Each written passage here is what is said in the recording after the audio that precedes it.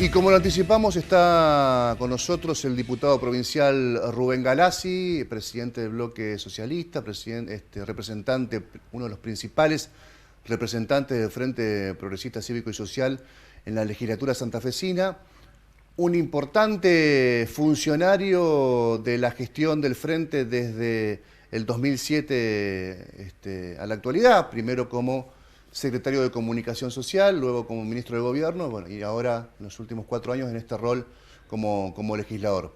Así que muchas gracias, Rubén Galassi, por haber venido. Buenas noches. Gracias por invitar, buenas noches. Tenemos un tiempo relativamente importante para charlar en televisión, esto no es común, para poder conversar sobre, en principio, la transición, quería preguntarte.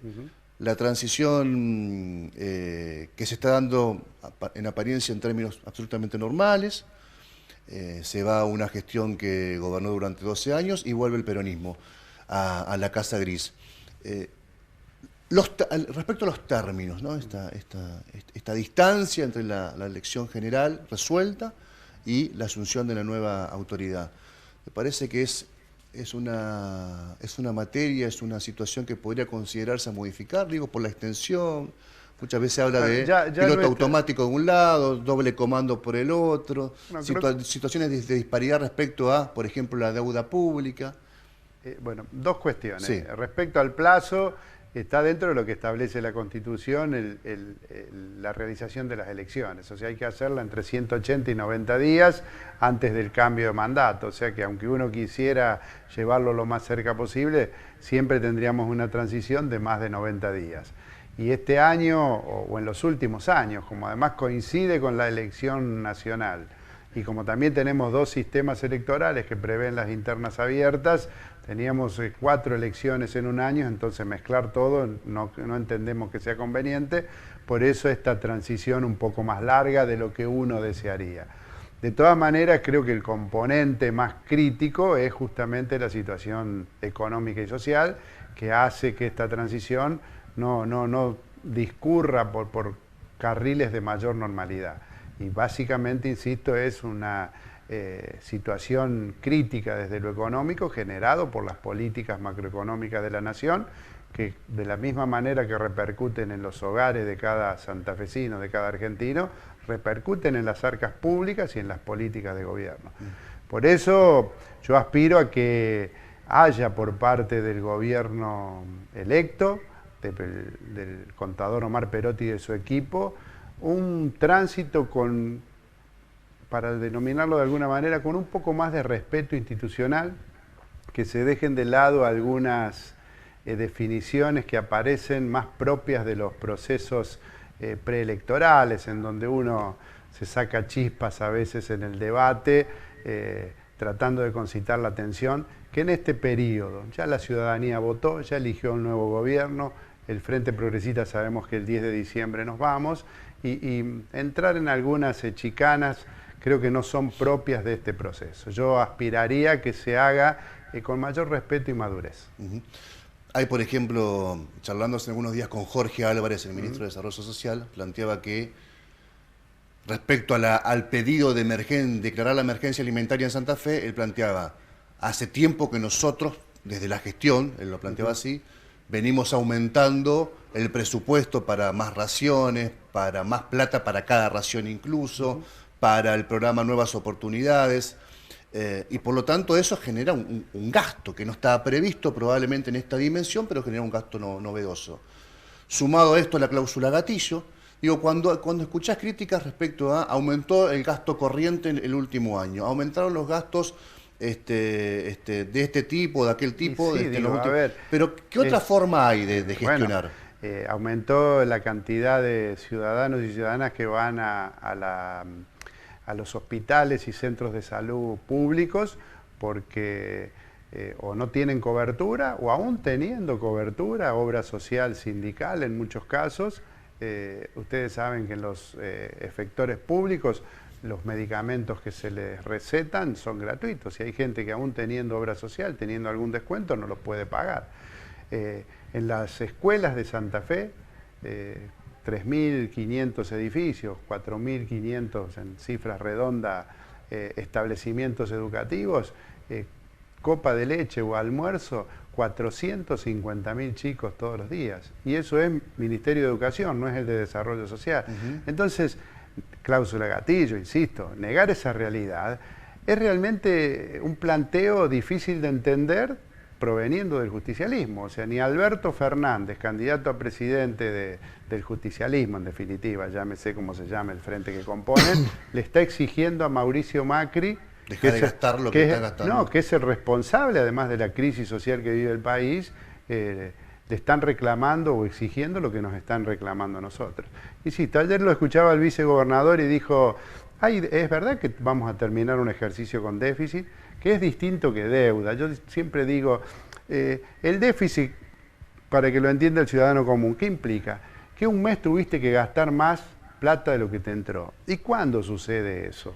Por ejemplo, comparándolo con esta coyuntura económica. Cuando vos tenés una emergencia, por ejemplo, una tormenta que te ocasiona un daño en el techo, que vos no lo tenías previsto, entonces ese mes tenés que pagar de más.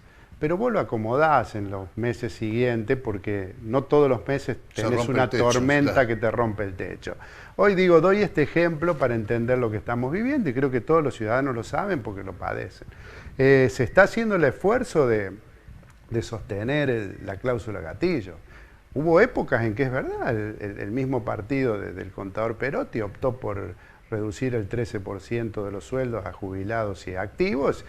Eso serían, si hoy no hubiese cláusula gatillo, el ahorro, entre comillas, sería de 20.000 millones. Pero el impacto en la calidad de vida de los trabajadores sería muy grande, y además creo que en la economía de toda la provincia de Santa Fe, porque eso impacta en el comercio, en los servicios. Así que creo que cuando hay crisis es cuando el Estado más presente tiene que estar. Si como todos aspiramos el futuro gobierno nacional modifique la macroeconomía, que empiece a haber mejores ingresos para los trabajadores, mayor consumo, que no se destine tanto a pagar intereses de la deuda y que se promueva la producción, que es la genuina generadora de empleo, entendemos que se va a acomodar rápidamente. Cuando dentro de 5 o 10 años hayamos tomado más distancia de los fenómenos históricos, como por ejemplo el presente, el de la coyuntura, la gestión Macri, ¿vos cómo lo explicarías? ¿La gestión Macri fue qué cosa? Fue un proyecto económico, no un proyecto político. Y no lo digo ahora que se están yendo. Recuerdo haberlo dicho en otros programas, del cual vos también has sido parte, ya hace más de 2 años atrás. Fue un proyecto político que, nos guste o no, antes se implementaba habitualmente por atajos institucionales, muchas veces con gran violencia para los argentinos, como fueron los golpes militares, y esta vez llegó con el aval de la ciudadanía. Pero la matriz económica, y en esto quiero ser claro, el gobierno de Macri es un gobierno democrático, respetuoso de las libertades individuales, respetuoso de la libertad de expresión, de las garantías constitucionales, pero el proyecto económico es similar a los que se aplicó en Argentina cuando hubo ruptura del orden constitucional. Ajuste, endeudamiento, retiro del Estado en políticas activas, que es imprescindible que el Estado está. Y una fuga fenomenal. Fuga es un término, yo entiendo que fuga uno elude a casi una actitud ilegal. Esta vez fue una decisión de muchos argentinos amparados en las políticas absolutamente liberales del gobierno de tomar todas las divisas que venían por préstamos, más que por ingresos genuinos, por exportaciones, y llevarlas a los bancos del exterior. Esta es la paradoja de la burguesía argentina de estos años, de estos tiempos, totalmente distinta a la fundacional de fines del siglo XIX, que empezaba en una Argentina en grande, más allá de las diferencias que podamos tener. Esta piensa en cómo salvarse, y básicamente llevándose la plata al exterior. Y este gobierno representó eso. Estuviste desde el minuto 1 en la gestión del Frente Progresista en el gobierno, en la Casa Gris, y en los 3 momentos, en 2 de estos momentos, en 2 mandatos, con un cargo ejecutivo y, como decía anteriormente, sí, el último como legislativo. En todos, el Frente Progresista, el socialismo, más el radicalismo y otros partidos aliados, gestionaron una provincia con oposición a nivel nacional. ¿Es imposible desarrollar un Estado provincial cuando no hay empatía con la nación? Y es al mismo tiempo, y le fue imposible al Frente Progresista empatizar con aquellos, el primer kirchnerismo, por ejemplo, o con el macrismo, ya me dijiste que no, pero la pregunta concreta es, cuando no hay sintonía fina con la nación, ¿cuánto es más complicado gestionar? Es más complicado, no imposible, porque de hecho lo hicimos por 12 años. Y sin ser autoelogiosos, creo que el Frente Progresista ha dejado una serie de hitos simbólicos y materiales en la provincia de Santa Fe, que solo la perspectiva histórica va a permitir evaluar en su real magnitud. Pero antes de la llegada del Frente Progresista, la educación era distinta, el abordaje, los programas. Nosotros llegamos y el secundario se hizo universal y a los que se iban los fuimos a buscar con el vuelvo a estudiar. Aumentó el 60% la matrícula de los terciarios. Se empezó a implementar la doble escolaridad. En cultura se ha hecho una tarea extraordinaria, que hay que bucear en la historia, ir a ver a Pedroni con Aldo Tesio, algunas acciones como las creaciones de la Sinfónica por parte de Silvestre Beñi, como hitos culturales casi aislados. El Frente tuvo una política extraordinaria con edificios públicos que acompañaban esas políticas. Ni hablar en obra pública. De mucha calidad los edificios públicos. Además, los acueductos, los hospitales. Nadie va a poder ocultar eso. Por eso digo, cuando hablamos de déficit, los otros días alguien decía, nosotros dejamos un fondo anticíclico de 250 millones de pesos. Qué mejor que dejar plata en un banco es dejar grandes hospitales, acueductos, rutas, el molino como fábrica cultural ahora terminada, y tantas otras cosas. No veo que aquí se va, en esta ciudad de Santo Tomé, terminar el desagüe roverano, que no va a impedir que se inunden los ciudadanos. Esa es la mejor plata invertida. Hubiese sido mejor, sí, para volver a la pregunta, estar en sintonía con un gobierno nacional. Pero esa es la historia de Santa Fe desde el brigadier López para acá. Es mucho más lo que aportamos a la construcción de la nación de lo que vuelve de la nación para Santa Fe. Patéticamente ahora el gobierno de Macri termina levantando los obradores de la Ruta 33, de la 34, en donde habían hecho muy pocos kilómetros. Es decir, de este gobierno gobierno nacional no solo deja una catástrofe y repite una catástrofe social, sino que no deja ni una sola obra para poder mostrar como en su activo. Ni siquiera pudieron terminar la reforma del Monumento Nacional a la Bandera. ¿Qué más decir? Señalabas como hitos, como mojones de los 12 años de gestión, bueno, la gestión en educación, en cultura, los edificios públicos, la calidad, yo resalto la calidad de los edificios públicos, y hay un lado B también que obviamente la ciudadanía ha interpretado como una deuda, supongo, que es la vinculada estrictamente al tema de seguridad. Vos que estuviste ahí también los tres mandatos. Y nosotros también lo sentimos como una carga pesada, sin querer compararnos con el dolor que hoy puede sentir la víctima de un delito, ni hablar de aquellas víctimas que han sufrido pérdidas irreparables, pero no por eso le hemos puesto dedicación, empeño y recursos, porque nosotros recibimos una policía en donde el sueldo era el 50% en negro, donde los autos los compraban las cooperadoras, donde no había tecnología aplicada a la prevención. Y en estos 12 años se invirtió en equipamiento, en sumar 5.000 policías más. hoy hay tecnología aplicada a la investigación, se crearon áreas también para poder avanzar, se transformó la justicia.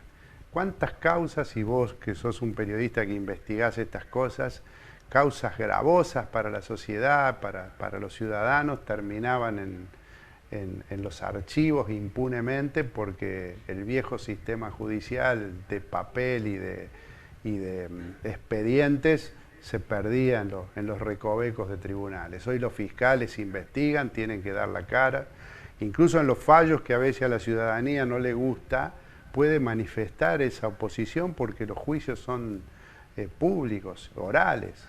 O sea, se terminó el oscurantismo en la justicia. Por eso digo, es un fenómeno complejo porque la violencia está cruzada no solo por el delito, sino por otras muchas razones. Hay violencia en el hogar, hay violencia de género.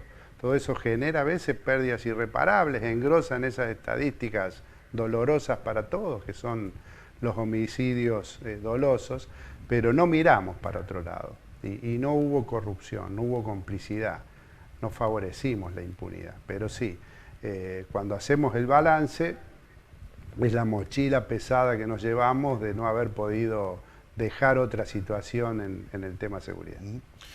El 11 de diciembre, ¿cómo interpretás que puede plantearse el Frente Progresista? ¿Un nuevo arranque, una nueva partida?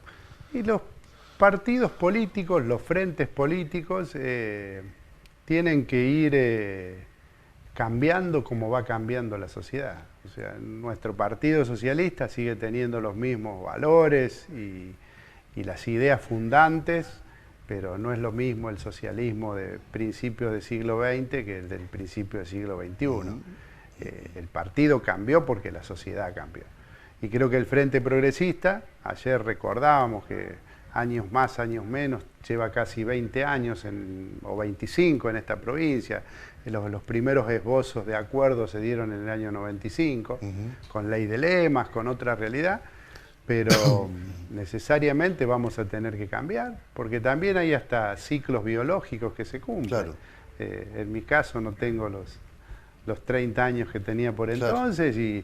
y mucha gente que fue muy valiosa para el proyecto, como el querido Hermes Wiener, digo, no están hoy, así que bueno, no están hoy, digo, como protagonistas del proceso, pero digo, habrá que ver quiénes quieren seguir sosteniendo estas ideas progresistas, quiénes seguirán defeccionando, como hicieron muchos que se subieron al barco triunfal de Cambiemos, que termina lamentablemente de encallar al país. En el caso tuyo, el socialismo, con la idea de continuar el proyecto frentista, imagino. Sí, porque yo creo que la realidad política no se modifica con la propuesta de un solo partido, por más interesante y transformadora que sea. Hoy la diversidad social se expresa en un abanico político amplio, y para gobernar hay que construir alternativas que contengan en su interior esa diversidad social y esa amplitud. Así que no me imagino al Partido Socialista solo, me imagino reconstruyendo un frente progresista.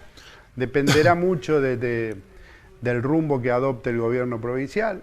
Eso nos va a tener que poner en un lugar o en otro. Si continúan con esta política de reivindicar tanto el déficit cero a una costa de resignar políticas, nos va a encontrar en una oposición más dura.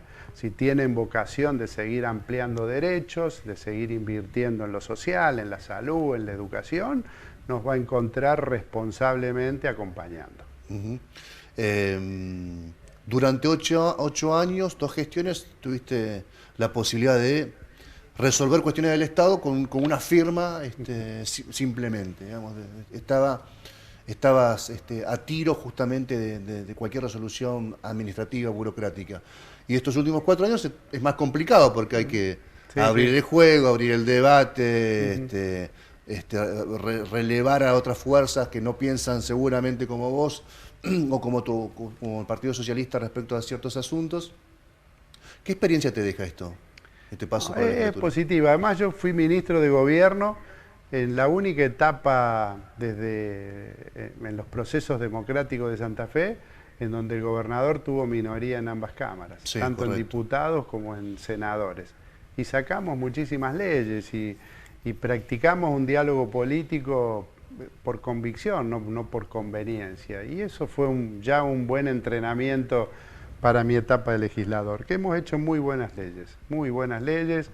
A veces la ciudadanía con todos los problemas cotidianos no puede pasar en limpio, percibir las cosas que se hacen, pero ha habido muchas cosas que con su aplicación concreta, aunque no sepan cómo fue la génesis, ayudan a cambiar la existencia cotidiana. La última, el 10 de diciembre se termina tu mandato Sí. como diputado, ¿y el 11? ¿Dónde? Voy a estar más tranquilo, seguramente. No, qué sé yo. Aclaremos que no tenés cargos en No. ni en la Municipalidad de Rosario, No. ni en la Administración Pública Provincial. Bueno, yo he alternado la función pública con mi profesión, que es la de periodista. Estoy un poco más viejo y la tecnología ha cambiado de cuando empezamos con la Remington 80 y los grabadores. Y las teletipos. Si uno las teletipos, los grabadores con cassette, digo, si uno dice estas cosas y los más jóvenes nos miran como Torcido. como marcianos, Sí. digo, pero nada, tengo una profesión y tengo una vocación política. Sí tengo que trabajar. La función pública ha sido una experiencia muy, muy valiosa. Me deja mucho, pero bueno, la vida continúa y quienes estamos en estos lugares sabemos que el mandato ciudadano es como un plazo fijo que empieza y termina y está bien, porque la alternancia, personalmente estoy convencido que es positivo para la sociedad. Gracias, Rubén, por la visita. No, gracias Muchas por gracias. invitar. Breve pausa comercial, ya venimos.